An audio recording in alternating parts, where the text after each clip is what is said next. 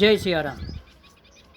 ધોરણ 12 English chapter number 2 Walt Disney part 2.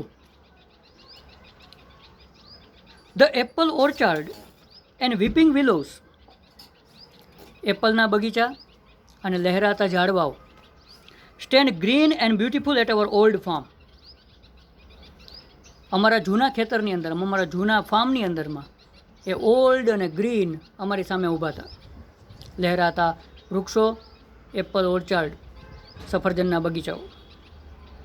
વેર volt સ્કેચ્ડ his first animals. આ જગ્યાએ, આ ફાર્મની અંદરમાં વોલ્ટે એના પહેલાં એનિમલ છે એ સ્કેચ કર્યા, પહેલાં એનિમલ્સ છે એ દોર્યા. આઈ રિકોલ, હું યાદ કરું છું, યાદ કરું. How Walt and I would snuggle together in bed. મને હજી પણ યાદ આવે છે કે હું અને વોલ્ટ છે એ સ્નગલ કરતા, બેડની અંદરમાં ઝપાઝપી કરતા, પથારીમાં અમે કેવા બે ઝઘડતા, રમતા. And hear the haunting whistle. Haunting whistle એટલે ડરાવણી સિટી. કેની પણ? તો કે of a locomotive passing in the night. Locomotive એટલે ટ્રેન. રાત્રે ટ્રેન જે પસાર થતી એની હોન્ટિંગ વિસલ, ડરાવણી વિસલ જે છે એ અમે સાંભળતા. Our uncle Mike was an engineer. અમારા અંકલ માઇક જે છે એ એન્જિનિયર હતા. And he would blow his whistle. અને એ પણ વિસલ વગાડતા. One long and two shorts just for us. એક લાંબી અને બે ટૂંકી. કોના માટે? અમારા માટે. Walt never lost his love for trains. Train પ્રત્યેનો એનો જે પ્રેમ હતો એ વોલ્ટે ક્યારેય લોસ્ટ ન કર્યો, ક્યારેય એનો ગુમાવ્યો નહીં. યર્સ લેટર, વર્ષો પછી, an old fashion train was one of the first attraction at Disneyland. એક જૂના જમાનાની ટ્રેન જે પિક્ચરમાં બતાવેલી છે એ અમારા ડિઝનીલેન્ડની અંદરમાં જે સૌ પહેલાં આકર્ષણો હતા એમાંનું એક આકર્ષણ હતું. ઓલ્ડ ફેશન, જૂના જમાનાનું. As far back I can remember, as far back as I can remember. જ્યાં સુધી હું યાદ કરું છું, જેટલું મને ભૂતકાળનું યાદ આવે છે ત્યાં સુધી, volt was drawing. Volt draw કરતો.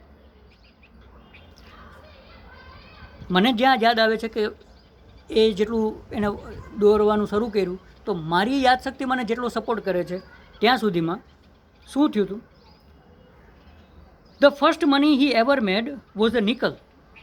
પહેલો પૈસો એણે જે કમાણો હતો ને એક નિકલ કમાણો હતો. ત્યાંની કરન્સી છે.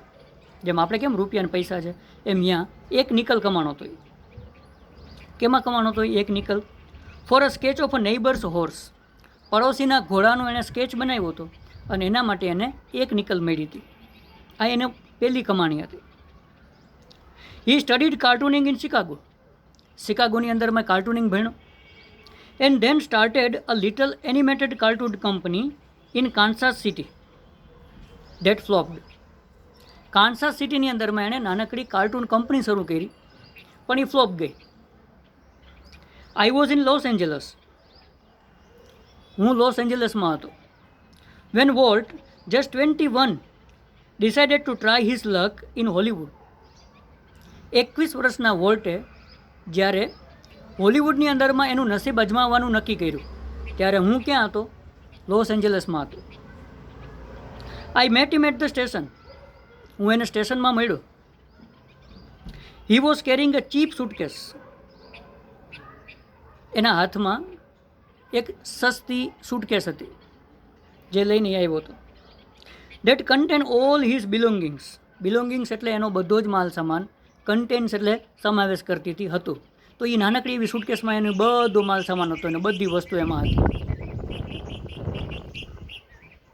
વી borrowed $500 from N uncle.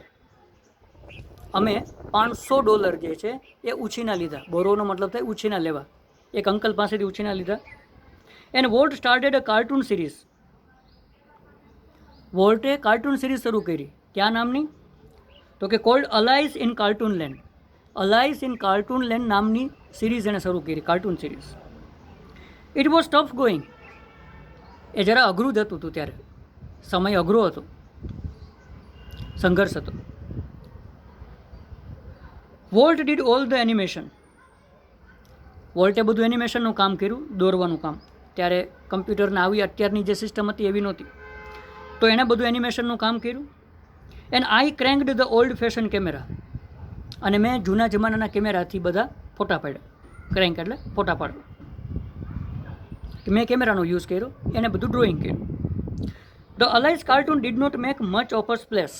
Much of a splash મતલબ એણે જાજી કમાણી કરી નહીં, બહુ જાજો ફાયદો થયો નહીં, બહુ કાંઈ વળ્યું નહીં.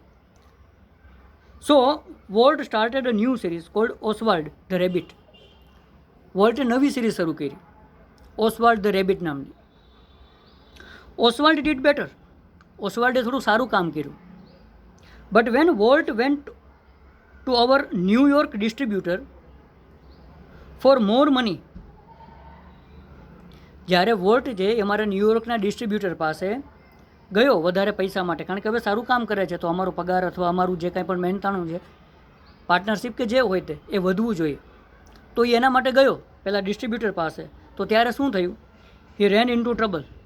એ મુશ્કેલીમાં મુકાઈ ગયો.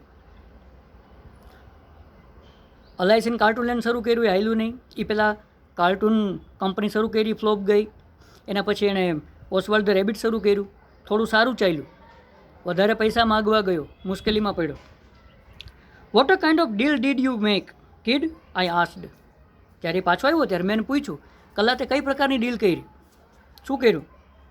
વી haven't got a deal, Walt admitted. એડમિટમાંની કબૂલ કરું. વોલ્ટે કબૂલ કર્યું કે અમે કોઈ ડીલ કરી નથી, આપણે કોઈ ડીલ નથી કરી. The distributor copyrighted Oswald and he is taking over the series himself. ડિસ્ટ્રીબ્યુટરે કોપીરાઇટ લઈ લીધા છે અને હવે એ સિરીઝને પોતે આગળ વધારશે પોતાની રીતે. આની પાસે જ લઈ લીધી. સ્ટ્રેન્જલી આવું કોઈની સાથે થાય, છેતરામણી થાય તો કોઈ નિરાશ થઈ જાય, હતાશ થઈ જાય, દુઃખી થઈ જાય. પણ અહીંયા વિચિત્રતાપૂર્વક, આશ્ચર્યજનક રીતે શું થયું?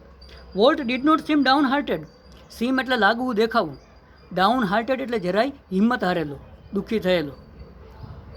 તો આશ્ચર્યજનક રીતે વોલ્ટ જરાય પણ હિંમત હારેલો દેખાતો નહોતો. We are going to start a new series. આપણે એક નવી સિરીઝ શરૂ કરીએ છીએ. હી એન્થ્યુઝડ મતલબ ઉત્સાહપૂર્વક બોલ્યો. પોતે પણ ઉત્સાહમાં આવ્યો, અમને પણ ઉત્સાહમાં લાવી દીધો. It's about a mouse. અને આ નવું જે છે એ કેના વિશે છે? માઉસ વિશે. And this time we will on the mouse. અને આ વખતે આપણે શું કરશું? આપણે ખુદ આના માલિક બનશું. આ વખતે આપણે કોઈની સાથે કામ કરશું નહીં. તો this was the small biography of Walt Disney. પહેલાં કાન્સાસ સિટીની અંદરમાં પહેલાં શિકાગોમાં કાર્ટૂનિંગ કર્યું. એ પહેલાં એના ટ્રેનના લવની વાત કરી, બરાબર. પછી શિકાગોમાં ભણ્યા, કાન્સાસ સિટીમાં કંપની શરૂ કરી, ફ્લોપ ગઈ. એલઆઈસીન કાર્ટૂન લેન્ડ શરૂ કર્યું, એટલું બધું એમાં કંઈ વળ્યું નહીં. પછી ઓસ્વાલ્ડ ધ રેબિટ શરૂ કર્યું, એમાં એને યાર છેતરપિંડી થઈ, એની પાસેથી કોપીરાઇટ લઈ લીધા. અને પછી એણે નક્કી કર્યું કે હવે આપણે માઉસ ઉપર કામ શરૂ કરશું અને એ આપણે જાતે કરશું. પાર્ટ બીજો અહીંયા પૂરો. વધારે આગળ પાર્ટ 3માં. જય સિયારામ.